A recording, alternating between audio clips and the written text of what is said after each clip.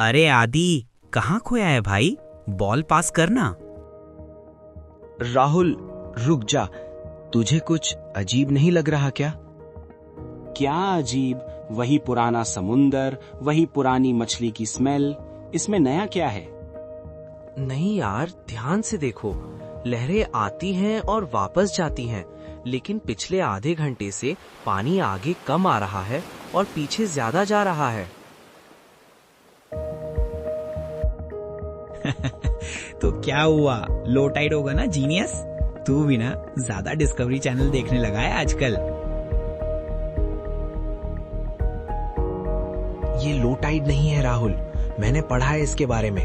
जब समुद्र का पानी इतनी तेजी से पीछे खिंचता है तो इसका मतलब है कि वो एक बड़ी वेव बनाकर वापस आएगा। बहुत बड़ी वेव। समीर और राहुल ने उसकी बात को मजाक में उड़ा दिया।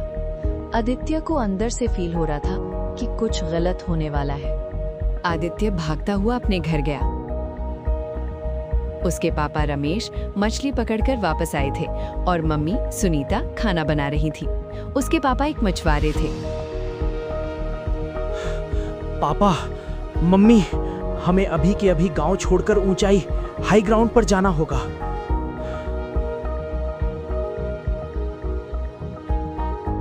अरे सांस तो ले ले। क्या हुआ? भूत देख लिया क्या?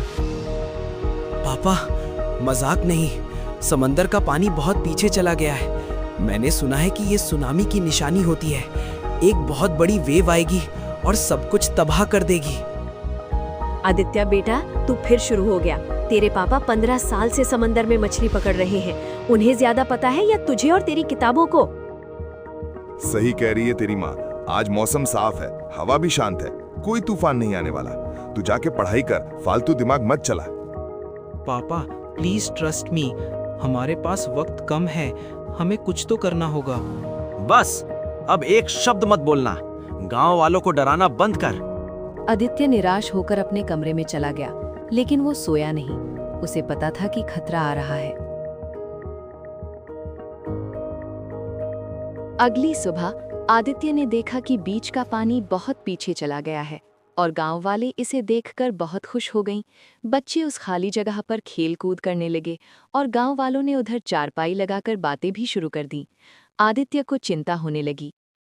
वो तुरंत भागकर मुखिया जी के पास गया। मुखिया जी, सबको रोकिए, उन लोगों को वहां बीच पर से हटाओ। अरे आदित्य बेटा, क्यों शोर मचा रहा है? देख, भगवान की कृपा, आज बिना मेहनत के इतनी जमीन मिल रही है। ये कृपा नहीं, ये जाल है। समुंदर वापस आएगा और वो हम सबको बहा ले जाएगा। प्लीज सायरन बजाइए और सबको पहाड़ी पर जाने को बोलिए। ओए लड़के, तू हमें मत सिखा। तू क्या साइंटिस्ट है? हम यहाँ सालों से रह रहे हैं। आदित्य की आंखों में आंसू आ गए, लेकिन उसने हार नहीं मानी। उसे पता था कि अब बोलने से कुछ नहीं होगा, कुछ करना पड़ेगा। आदित्य रात को सोच में पड़ गया। तभी आदित्य को याद आया कि गांव के किनारे एक पुरानी सूखी नदी थी, जहां लकड़ी के बड़े लॉग्स और एक पुरानी बड़ी कार्गो बोट, जिसे रिपेयर की जरूरत थी, रखी थी। ये बोट काफी ऊंची और मजबूत थी। आदित्य ने अपने 2 दोस्तों राहुल और समीर को जबरदस्ती वहां बुलाया। तू हमें यहाँ क्यों लाया है आदित्य? वहाँ सब मछली पकड़ रहे हैं यार, मेरे को भी पकड़नी थी। अगर तुम लोग मेरे दोस्त हो तो अगले 2 घंटे मेरी मदद करोगे बिना कोई सवाल किए। अगर मैं गलत हुआ तो मैं जिंदगी भर तुम्हारी गुलामी करूंगा, लेकिन अगर मैं सही हुआ तो हम जिंदा रहेंगे। आदित्य की आंखों में डर और कॉन्फिडेंस देखकर दोस्तों ने हाँ बोल दिया। उसके बाद उन्होंने मिलकर उस पुरानी बड़ी बोट को रस्सी और बड़े लॉग से रिस्टोर किया। आदित्य ने बोट के अंदर लाइफ जैकेट्स, रस्सी और कुछ बेसिक टूल्स डाल दिए। उसने बोट को ऐसी जगह रखा जहां से अगर पानी आए तो बोट सीधा फ्लोट करे, ना कि दीवार से टकराए। आदित्य उस पुरानी बड़ी लकड़ी की नाव के सामने खड़ा था। नाव अच्छी कंडीशन में थी, लेकिन आदित्य के चेहरे पर चिंता थी। ये नाव पानी में तैर तो जाएगी, लेकिन सुनामी की लहर सीधी नहीं होती, वो तोड़फोड़ मचाते हुए आएगी। अगर एक बड़ी टक्कर लगी तो ये नाव पलट जाएगी। उसने पास में पड़े कुछ खाली नीले रंग के प्लास्टिक के बड़े ड्रम्स और लंबे बांस देखे जो नदी के किनारे पड़े हुए थे। आइडिया। समीर और राहुल, सुनो, नाव तैयार है, लेकिन अभी भी सेफ नहीं है। हमें वो सारे खाली प्लास्टिक ड्रम्स और बांस चाहिए। हमें इसका बेस चौड़ा करना होगा। क्यों? हम नाव में कूड़ा क्यों भर रहे हैं? कूड़ा नहीं, ये स्टेबलाइजर्स हैं। जैसे साइकिल में साइड व्हील्स होते हैं ना, गिरने से बचाने के लिए, वैसे ही हम बोट के दोनों तरफ ये ड्रम्स बांधेंगे। सुनामी आएगी तो बोट हिलेगी, पर पलटेगी नहीं। तीनों दोस्त भारी भरकम ड्रम्स और बांस उठा उठाकर नाव के पास लाए। उन्होंने बांस को नाव के दोनों तरफ रस्सी से कसकर बांधा और उन बांस के किनारों पर वो खाली हवा से भरे ड्रम्स बांध दिए।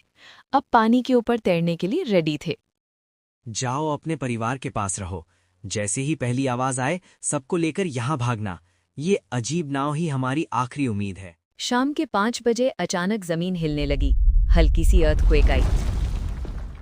सुनो गांव वालों, सुनामी शुरू हो गया है। जल्दी पुरानी नदी के पास आओ। उसमें जो सबसे बड़ी बोट मिले उस पे चढ़ जाना।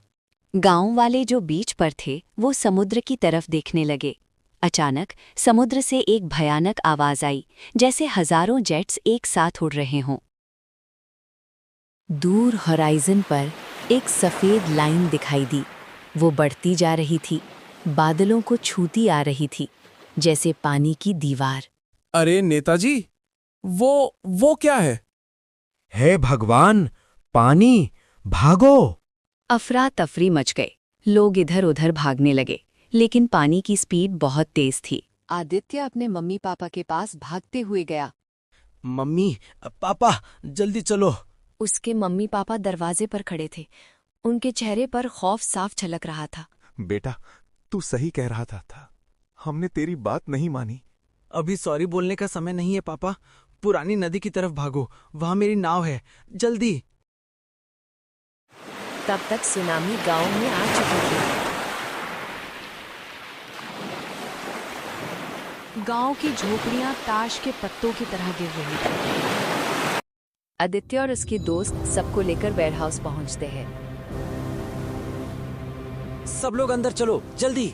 सुनामी तेजी से आ रहा है। औरतों और बच्चों को पहले जाने दो। मुखिया जी भी हांफते हुए वहां पहुंच गए। आदित्य बेटा, हमें बचा लो। तुम्हारी बोट किधर है? आइए मुखिया जी, जल्दी चढ़िए। थोड़ा आगे जाइए, बोट मिलेगी। करीब 40-50 लोग उस बड़ी नाव में चढ़ गए। उसके तुरंत बाद पानी का एक तेज बहाव बोट से टकरा गया। पानी का लेवल सेकंड्स में 10 फीट ऊपर आ गया। क्योंकि आदित्य ने बोट तैयार रखी थी, बोट डूबी नहीं, बल्कि पानी के साथ ऊपर उठ गई।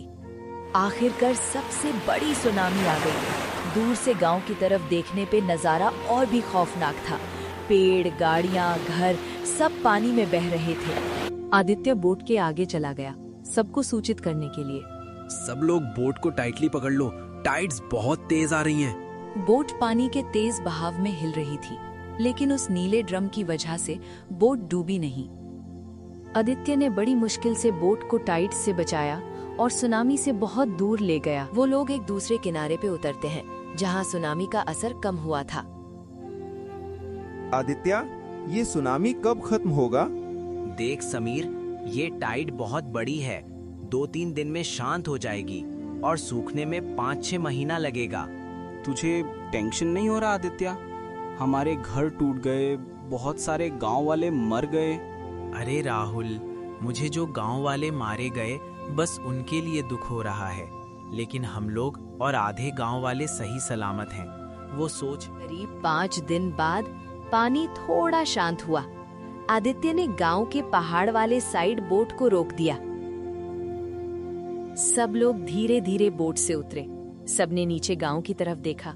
पूरा गांव पानी में डूबा हुआ था। सब कुछ खत्म हो गया था, लेकिन वो लोग जिंदा थे।